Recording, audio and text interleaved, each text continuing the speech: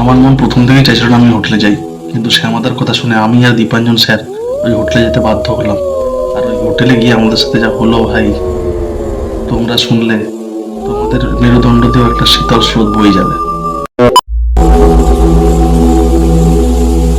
তো বন্ধুরা, ঘটনাটা শুরু 2023 সালে। আমাদের কলেজের কাজে আমাদেরকে বেশিরভাগ সময় বাইরে বাইরে যেতে হয় স্কুল ভিজিটের জন্য। তো 2023 সালে আমাদের দায়িত্ব পড়েছিল ঝাড়খণ্ডের বেশ কিছু শহর ভিজিটের জন্য, যার মধ্যে ছিল ধানবাদ, জেসিডি, দেওঘর আর হাজারিবাগ। তো এইখানে কলেজ ভিজিটে গিয়ে আমার সঙ্গে যে ঘটনা ঘটেছিল, আমার সঙ্গে আরো দুজন সঙ্গী ছিল, তাদের সঙ্গে যে ঘটনা ঘটেছিল আজকে সেই ঘটনাটি তোমাদের সঙ্গে তুলে ধরবো। তো ওই দিন আমাদের যাত্রা শুরু হয়েছিল কলকাতা স্টেশন থেকে। আমরা কলকাতা জম্বু তাওয়ায় ট্রেন ধরলাম। ধরে আমরা বিকেল 3:30 নাগাদ নামলাম ধানবাদে। ধানবাদে হোটেল খুঁজে পেতে একটু কষ্ট হয়েছিল, কিন্তু তারপরেও আমরা ধানবাদে হোটেল খুঁজে পেয়েছিলাম। এখানে গিয়ে ধানবাদে পরের দিন কাজ সেরে আমরা বৈদ্যনাথ টেম্পল, 12টা জ্যোতির্লিঙ্গের মধ্যে একটা জ্যোতির্লিঙ্গ আছে, তো সেটা দর্শন করলাম। দর্শন করার পরে আমাদের ট্রেন ছিল হাজারিবাগ যাওয়ার জন্য, কিন্তু আমি জানতাম না যে হাজারিবাগ বলে কোনো স্টেশন নেই, হাজারিবাগ শহরে কোনো স্টেশন নেই। আমি কেটেছিলাম হাজারিবাগ রোড অব্দি টিকিট। সিটি জাংশন থেকে আমরা ট্রেন ধরলাম বিকেল 3:30। আর আমাদের ওই ট্রেনটা হাজারিবাগ রোডে নামানোর কথা ছিল রাত্রি 8:30। তো আমরা ওইখান থেকে ট্রেন ধরে রাত্রি 8:30টার সময় নামলাম হাজারিবাগ রোডে। কিন্তু আমি যখন গুগল ম্যাপের দিকে দেখলাম যে হাজারিবাগ তো একটা শহর হওয়ার কথা, কিন্তু হাজারিবাগ রোডটা দেখাচ্ছে চারিদিকে গ্রিন, মানে পুরো জঙ্গল হয়ে আছে। তো সেটা দেখে একটু অদ্ভুত অবাক লাগলো। তো স্টেশনে যখন 8:30টায় আমাদের ট্রেনটা নামালো, যে ট্রেনটা চলে গেল তার গন্তব্যের দিকে। আর আমি নেমে দেখলাম যে আশেপাশে কিছু নেই, পুরো ফাঁকা জায়গা।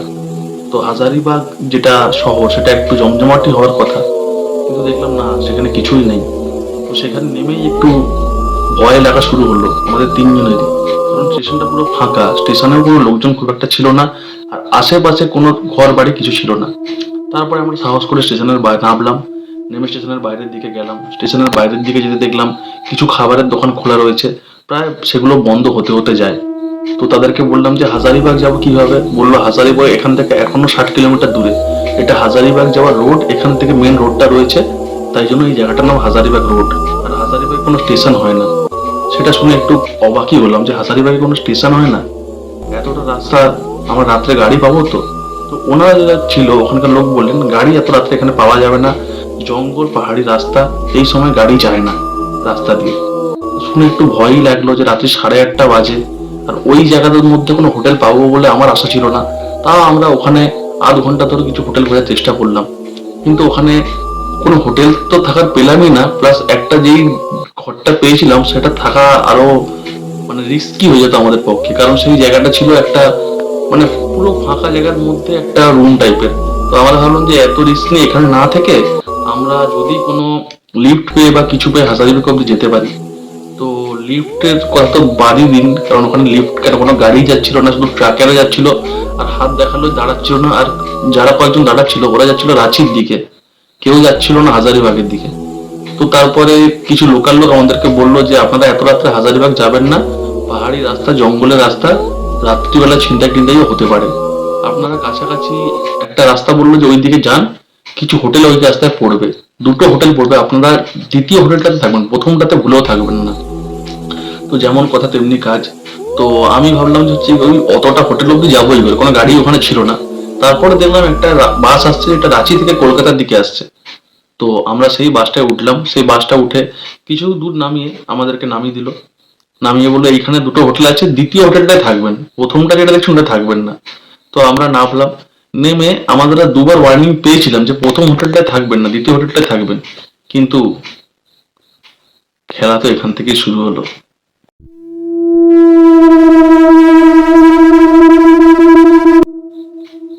আমরা যখন নামলাম, নেমে তিনজন হাঁটছি, হাঁটতে হাঁটতে তিনজনই দেখলাম যে প্রথম হোটেলটা একটু যেন ঝাঁ চকচকে মনে হচ্ছিল, আর দ্বিতীয়টা একটু মনে হচ্ছিল যেন অন্ধকারের মধ্যে আছে। তো সবাই বলছিল দ্বিতীয়টাতে থাকতে, কিন্তু আমাদের দেখে এবং বাইরে থেকে মনে হলো যে প্রথমটাই হয়তো ভালো হবে। তো আমরা প্রথমটাতেই ঢুকে গেলাম। বলে না, নিয়তির টান থাকে যখন, সেদিকেই যেতে হয়। প্রথম হোটেলটায় ঢোকার পর দেখলাম হোটেলে কেউ নেই, রিসেপশনে একজন বয়স্ক করে লোক বসে আছে, বয়স হবে 60 থেকে 65 বছরের মধ্যে। তো লোকটা আমাদেরকে আসতে বললো, না আসুন আসুন আসুন। বললেন রাতের খাবার খেয়েছেন? আমরা বললাম না, রাতের খাবার খাইনি। তো উনি বললেন যে এখানেই রাতের খাবার হয়ে যাবে, আপনারা এখানেই খেয়ে নিন। তো আমরা সেখানে বসলাম, হোটেলে রেট টেট ফাইনাল করলাম। ওনাকে বললাম যে এখান থেকে হাজারিবাগ যাবো কি করে। তো উনিই বললেন যে ভোর 5টার সময় একটা বাস আসে, যেটা এখান থেকে হাজারিবাগ ডাইরেক্ট যায়। তারপরে 6টার সময়, তারপরে 7টার সময় 1 ঘন্টা ছাড়া ছাড়া হাজারিবাগ যাওয়ার বাস আপনারা পেয়ে যাবেন। তো সেই শুনে একটু মনে শান্তি পেলাম যে ভোর 5টায় বেরিয়ে যেতে পারবো, সকাল সকাল কাজটা হয়ে যাবে। তো সেই হোটেলে আমরা আমাদেরকে রুমটা দেখাতে নিয়ে গেল। তো রুমটা যখন দেখাতে নিয়ে যায়, তার আগে আমরা ট্রেন জার্নি করে যথেষ্ট ক্লান্ত ছিলাম। তো সেই ক্লান্ত অবস্থা অনুভব করতে পারিনি, কিন্তু আমাদেরকে যে রুমটা দেওয়া হয়েছিল, সেই রুমটা ছিল 3 তলার একদম কোণের রুম, সবার শেষ রুম। কিন্তু হোটেলের যে প্রত্যেকটা রুম খালি ছিল, সেইটা আমরা নোটিস করিনি যে সব রুম খালি থাকার সত্ত্বেও আমাদেরকে ওই রুমটা কেন দিচ্ছে। তো আমরা তড়িঘড়ি করে ব্যাগ রেখে রুম টুম ভালো করে চেক না করে বললাম প্রচুর খিদে পাচ্ছিল, কিছু খাওয়ার খেয়ে নিই। 3জনেই খেতে বসলাম। টিভি চলছিল, টিভিতে দেখছিলাম আইপিএল চলছিল, সম্ভবত তখন আইপিএল খেলাই চলছিল। তো দেখতে দেখতে খাবার আসলো। ভাত, 1 পিস করে মাংস, কিন্তু মাংসের পিসগুলো ছিল আকারে যথেষ্ট বড়। তো মাংসের ঝোল দিয়ে ভাত খেলাম। তো মাংসটা খেয়েও একটু তৃপ্তি হলো যে না, খাবার দাবারটা ভালো হয়েছে, হোটেলটা ভালোই হবে। কিন্তু ভাই, যেমন আমরা ভাবি সবসময় তো তেমনটা হয় না।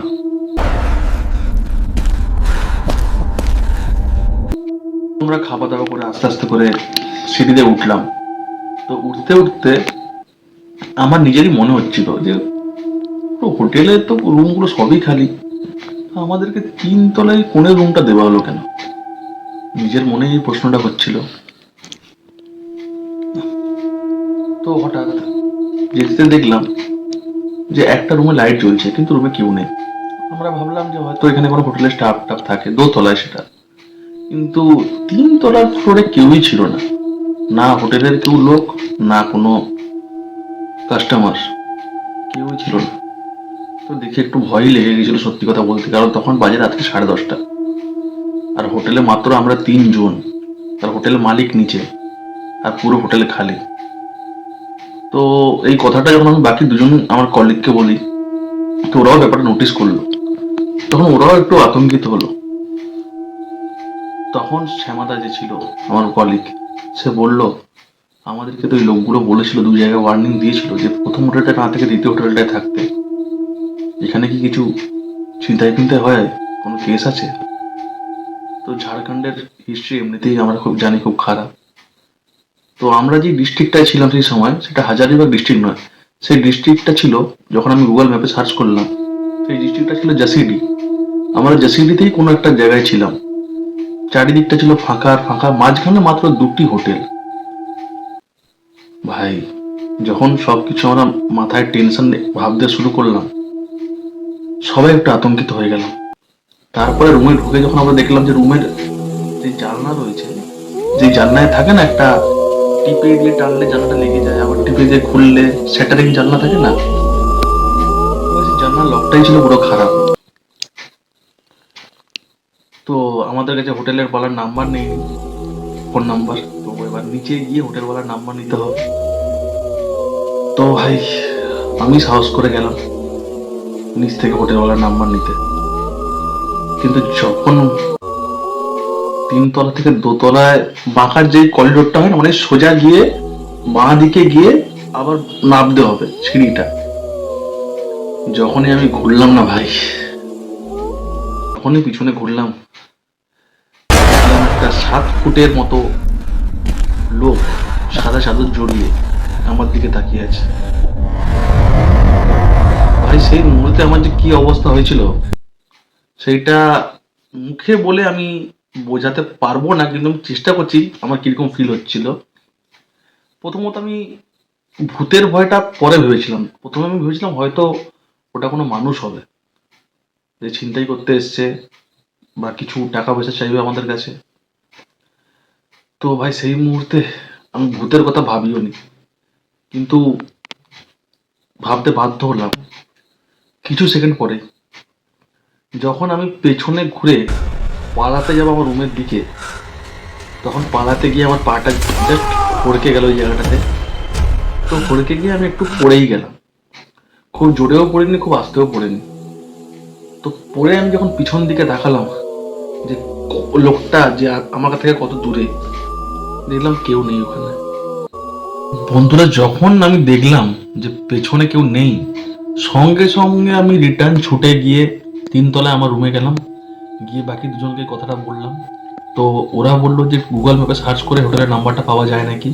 তো গুগল ম্যাপে সার্চ করলাম, হোটেলের নাম্বারটা নিলাম, আর সঙ্গে সঙ্গে গুগলে সার্চ করে ওখানে লোকাল যে থানা আছে সেই থানারও নাম্বার ফোন নিলাম, নিয়ে হোটেল মালিককে প্রথমে ফোন করলাম। হোটেল মালিক আসলো,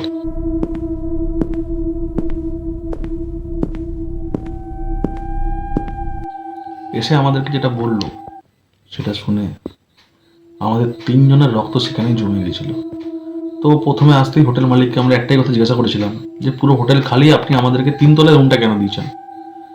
তো হোটেলের মালিক যে ছিল, ভদ্রলোক আমাদেরকে বললেন এই রুমটাই একমাত্র সেফ রুম এই পুরো হোটেলের মধ্যে। আমরা বললাম কেন, এই রুমটাই সেফ কেন, বা এই রুমে মানে হোটেলের মধ্যে আছে কি যে কেউ নেই। তখন হোটেলের মালিক আমাদেরকে বললেন এই রুমটা যখন তৈরি হয়েছিল এটা একটা শ্মশানের ওপর তৈরি হয়েছিল, এই রুমটার প্রচুর ভূতের উপদ্রব রয়েছে। তো যেটা শুনে আমরা তিনজনে একদম জাস্ট কাঁপছি লিটারালি। তো হোটেল মালিক বললেন আমি যখনই আমার বাড়ির লোক কেউ আসে এখানে থাকতে, তাকে আমরা এই তিনতলার কোনো রুমটাই দিই, কারণ এই রুমের উপরেই ছাদ রয়েছে, আর ছাদের উপরেই রয়েছে মা কালীর মন্দির। ফলে এই রুমে ওই আত্মা কোনো রকম আক্রমণ করতে পারে না। হয়তো দেখা দেবে দূর থেকে, তোমরা দেখবে, কিন্তু তোমাদেরকে কোনো রকম আক্রমণ করতে পারে না।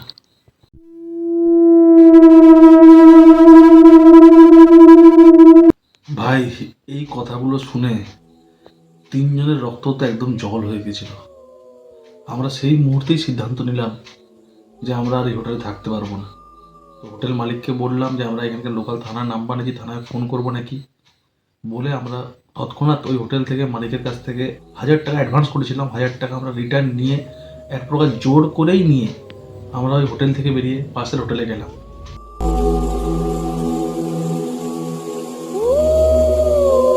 যে দ্বিতীয় হোটেলটা ছিল যেখানে আমাদের থাকতে বলা হয়েছিল। তো সেই হোটেলে গিয়ে আমরা হোটেলের যে ছেলেটা ছিল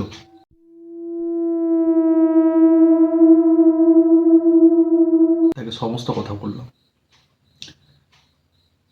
কিন্তু ভাই, সেই ছেলেটা আমাদের যেটা বললো না, সেইখানে এই পুরো গল্পের টুইস্টটাই সেখানে আছে।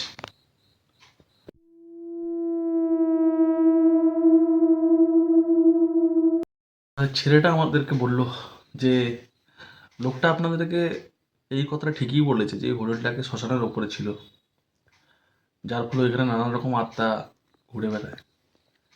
কিন্তু একটা কথা আপনাকে বলেন, হোটেলটা যখন তৈরি হয় তো ওই লোকটা নিজের স্ত্রীকে নিয়ে ওই হোটেলেই থাকতো।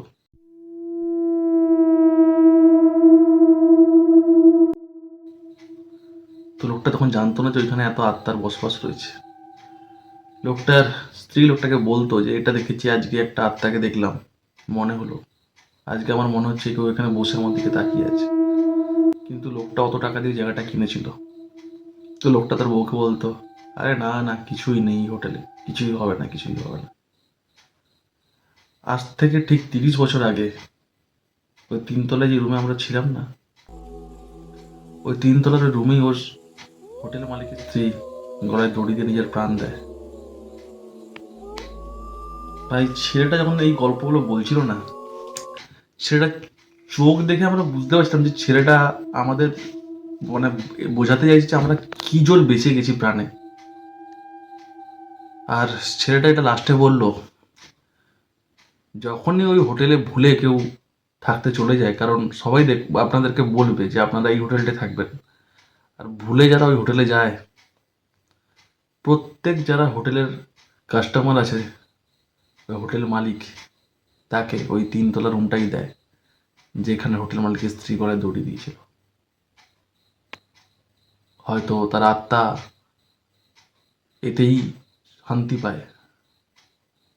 তো এর আগেও ওই হোটেলে যারা ছিল তারা পরের দিন গলায় দড়ি দেওয়া অবস্থায় পাওয়া গেছে। তো ভাই আমাদের সাথে এরকম হতে পারতো, কিন্তু আমরা ওই রাত্রে যে ওখান থেকে বেরিয়ে আসার ডিসিশনটা নিয়েছিলাম, তো ওই ডিসিশনটা আমাদের হয়তো প্রাণ বাঁচিয়ে দিয়েছে। তো আমরা আর এক মুহূর্ত দেরি করিনি। পরের দিন ঠিক 5টা বাজতেই আমরা ওইখান থেকে বেরিয়ে গেলাম। প্রথম ফার্স্ট বাস ধরে হাজারিবাগের দিকে গেলাম। তো হাজারিবাগে নিজের কাজ যত সম্ভব পারি শেষ করে আমরা হাজারিবাগ থেকে রাঁচির বাস ধরে রাঁচি আসলাম। রাঁচিতে নাইট স্টে করলাম। পরের দিন ভোরবেলা আমাদের রাঁচি থেকে ট্রেন ছিল ওয়েস্ট বেঙ্গলে আসার। তো আমরা ট্রেন ধরে ওয়েস্ট বেঙ্গলে ঢুকলাম। আর এই গল্পটা আমাদেরকে একটা শিক্ষা দিয়ে গেল যে কোনো জায়গায় যাওয়ার আগে স্টেশন সম্বন্ধে, যে আমি কোথায় নামছি, যে ভুলটা আমি করেছিলাম হাজারিবাগ রোডে নেমে, তো ওই ভুলটার পরবর্তীকালে জীবনে করব না।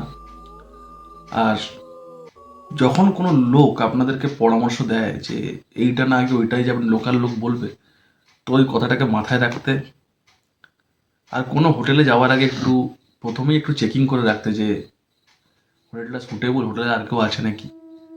তো এই নানান জিনিসগুলো আমাদের ভালো লেগেছে। তো এটা ছিল আমার একটা ব্যক্তিগত জীবনের সত্যিকারের ভূতের ঘটনা।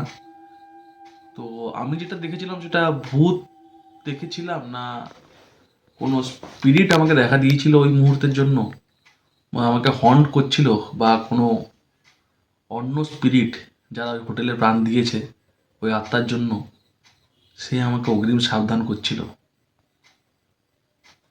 সেটা আমি আজ উত্তর খুঁজে পাইনি। তো বন্ধুরা, তোমাদের কাছেও যদি এরকম কোনো গল্প থেকে থাকে, এই নিচে দেওয়া ইমেল আইডিতে তোমরা এই মেল করে এই গল্পগুলো পাঠাতে পারো। আর তোমাদের যদি ভিডিওটা ভালো লেগে থাকে তোমরা ভিডিওটাকে লাইক করে দিও, আর এরকম গল্প আরও দেখতে চ্যানেলটাকে সাবস্ক্রাইব করে দিও।